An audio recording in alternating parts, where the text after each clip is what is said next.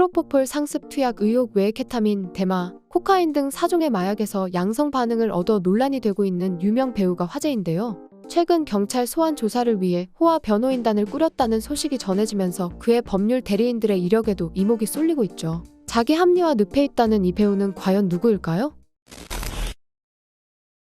지난 27일 유아인은 서울경찰청 마약범죄수사대 조사를 받기 위해 서울경찰청 마포청사에 출석했습니다. 그는 취재진의 질문에 아무런 답을 하지 않고 바로 조사실로 향했죠. 본래 24일 소환 조사를 받을 예정이었지만 변호인 측 반발로 한 차례 무산됐는데요. 변호를 맡은 인피니티 법률사무소는 피의자 소환은 비공개로 함의 원칙이나 금요일 출석 사실이 기사화됐다면서 사실상 공개 소환이라는 이유로 출석일자 조정을 요청했습니다. 이와 함께 유아인의 법률 대리를 맡은 변호사들의 명단도 공개됐는데요. 그중 가장 눈길을 끄는 인물은 지난해 2022년 4월 퇴직한 검찰총장 대행까지 역임한 전 대검 차장검사 출신 박성진 변호사였습니다. 박성진은 사법연수원 24기로 1995년 수원지검에서 검사 생활을 시작해 부산지검 마약조직범죄수사부장, 대검 마약과장, 대검 조직범죄과장, 서울중앙지검 강력부장을 역임한 일명 마약통으로 통합니다. 특히 2013년 연예계를 발칵 뒤집었던 이승연, 박시연, 장미인혜 등의 프로포폴 상습 투약 혐의에 대해 언론 브리핑을 직접 나서 진두지휘한 것으로 알려져 있죠.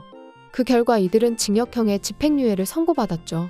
이어 함께 변호를 맡은 차상호 변호사 역시 부산지검, 수원지검, 서울중앙지검 등에서 검사로 일하다 현재는 인피니티 법률사무소의 대표 변호사를 역임하고 있습니다. 안효정 변호사 역시 대검 공판송무과장을 지낸 뒤 현재는 인피니티 법률사무소 소속 변호사입니다. 이처럼 유아인은 대한민국에서 내놓으라는 변호인단을 꾸렸죠. 초호화 변호인단의 유아인의 변호사 선임 비용 또한 주목을 받았는데요. 보수표가 정해져 있는 법무사와는 달리 변호사 수임료는 정해진 것이 없어서 부르는 게 값일 정도로 비싼 경우도 있기 때문이죠. 변호사 수임료는 의뢰인과의 계약에 따라 최종적으로 정해지게 되는데 수임료를 결정하게 되는 요인은 소송의 가격, 소송의 난이도, 변호사의 경력, 사무실 규모 등이라고 할 수 있습니다. 법률사무소 인피니티의 선임 비용은 공개되지 않았지만 해당 변호사들의 이력으로 볼 때 선임 비용은 상당히 높았을 것으로 예상되는데요. 김앤장 등 대형 로펌의 변호사 선임 비용은 기본 보수 테이블이 기본 1,000만 원에서 3,000만 원 단위로 상당히 높은 편입니다. 또한 형사사건은 비용이 더 높게 책정되는데요. 일반 사법연수원 출신에 비해 판검사 출신 정관은 거의 2배 정도 높게 형성되어 있고 퇴임 1년 이내 정관과 비교하면 거의 3배 정도 차이가 난다고 알려져 있습니다. 이에 변호사 선임 계약을 하면서 착수금 이외에도 기타 비용이 추가되는 것을 생각하면 유아인의 변호사 비용은 최소 5천만 원에서 억 단위의 비용이 들었을 것으로 추측되고 있죠.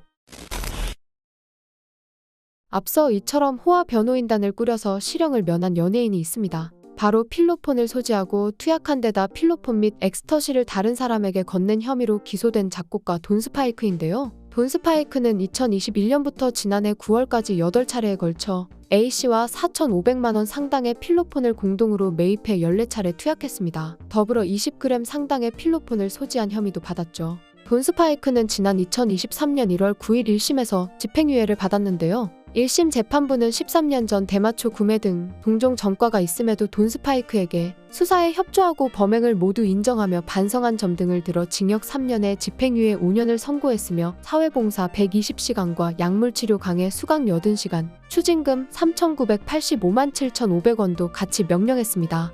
보도에 따르면 1심에서 돈 스파이크에게 집행유예형을 선고한 서울북부지법 A부장판사는 1999년 사법연수원 28기를 수료했다고 합니다. 그리고 이날 돈 스파이크의 변호를 맡은 B.C 변호사 역시 같은 해 연수원을 수료했습니다. 이들은 연수원 동기로 출신 학교부터 사시 합격과 연수원 수료일까지 동일한 것으로 알려졌습니다. 재판 현장에 너무나 익숙할 수밖에 없는 이들이 판사와 변호사로 나와 있었다면 의구심을 자아낼 수밖에 없는 상황이죠. 이처럼 호화 변호인단을 선임해 실형을 면하는 등 다소 약한 처벌을 받기도 해 많은 논란이 되고 있는데요. 이에 유아인에게 어떠한 처벌이 내려질지 귀추가 주목되는 바입니다.